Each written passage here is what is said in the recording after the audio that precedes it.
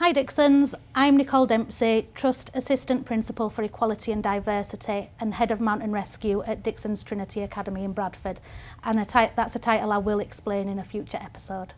And I'm Jenny Thompson, Executive Principal at Dixon's Academies Trust. I'm Principal here at Trinity where we are now, and if you're really listening closely, you might hear our drum lessons going on in the background.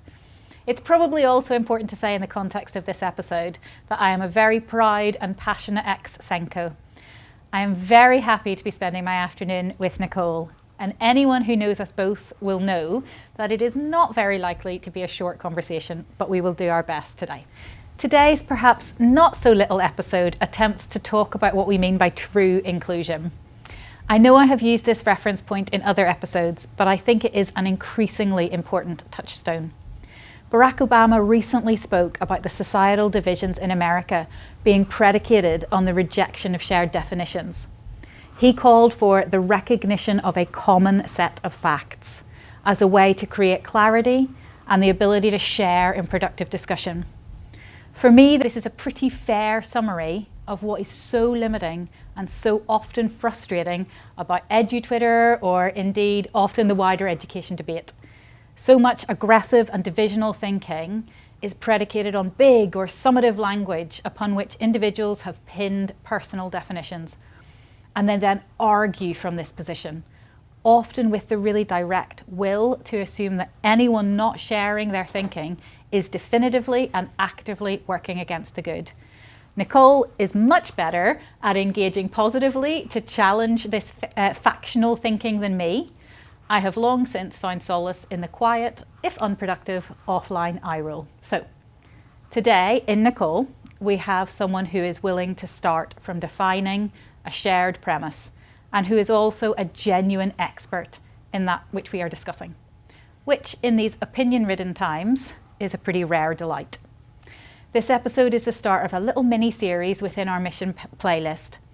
As ever, if there is anything into which we can add more detail or more specificity, please just let us know. So Nicole, start us at the beginning. Typically, students with SEND do not make equitable progress in comparison to their non-SEND peers and do not go on to have equitable adult outcomes where parallels can be drawn. In response, we tend to lean into the current orthodoxy of inclusion, SEN or inclusion departments, teaching assistants, withdrawal intervention, annexed provisions and exemptions to expectations, instead of acknowledging that it does not work. The academic and adult outcomes are so poor that either almost all schools are doing it badly or it must be that it does not work. And why would it? We know what children need to learn and thrive. We offer it to our non-SEND students day in and day out. But students with SEND are taken away from lessons to be taught by non-teachers and exempt from the routines that represent high expectations and accountability. This approach is based on the assumption that SEND students are something and need something different to all students. But how do we think we know that? Why would that be the case? Logically, our most vulnerable, most far behind, most needy students would be with the most qualified and most experienced members of staff, not least. These students need the most time in the academic departments with the teachers and to be offered the greatest adherence to the things that we know work, high expectations and accountability. The fact that generally this is the opposite to what is offered to them is at best a bad habit based on received wisdoms and convenience, but probably based in deep-seated systemic disability discrimination and certainly a social injustice.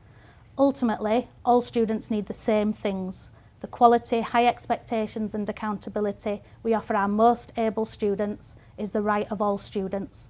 And crucially, the individualisation, nurture and flexibility we tend to reserve for our least able and most vulnerable is the right of all students too. Thank you so much, Nicole. As such, we are really saying that what is evidentially best practice should be that which is the right of all. High quality, high expectations, accountability, teaching provided by an expert subject specialist, which has perhaps been perceived as that which is the right of non-SEND students, but that alongside this, the individual understanding, the nurture and flexibility often proposed as the alternative to this for our SEND students ought not to be lost. Indeed, it ought to be assimilated into the high expectations and accountability offer and extended to all. Essentially, both offers currently run as deficit models, unnecessarily distinct from one another. To us, this has always seemed indefensible, and we would sit years ago in the many offices we have shared trying to prove each other right about this, and indeed sometimes trying to prove each other wrong. And then finally, we got the evidence base to be a little bit more vociferous. Because of the exceptional work that Nicole has led on, every year our progress rate score for SEND is +1 or higher.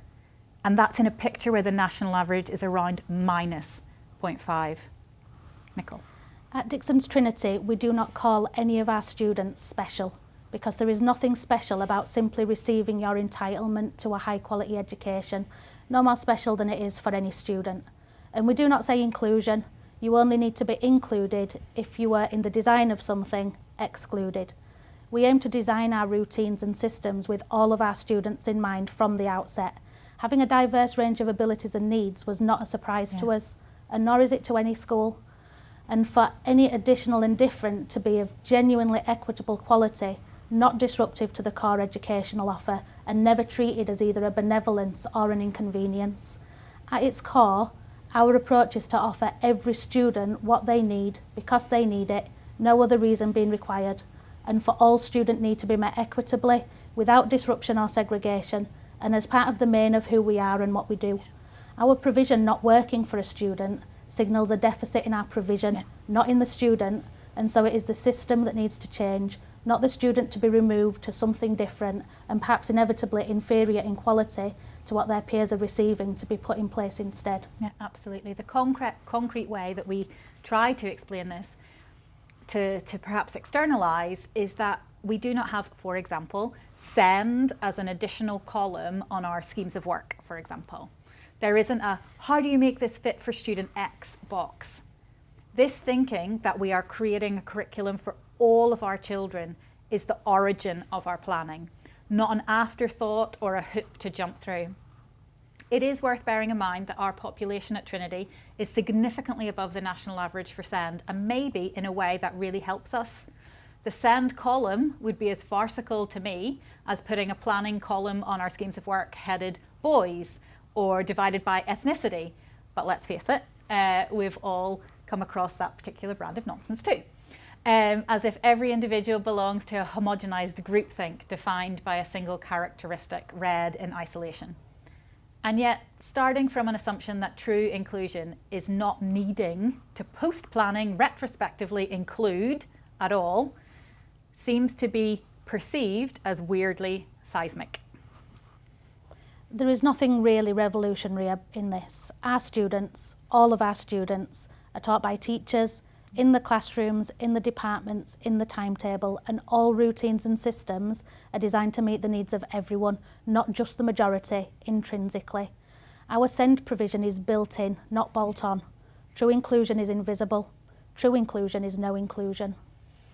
I feel like we should have that as a huge strapline across the school. In our coming episodes, we will look at what this means for the daily experience of our children, and also importantly, how we can make it work in times of such financial austerity. Thank you, Nicole.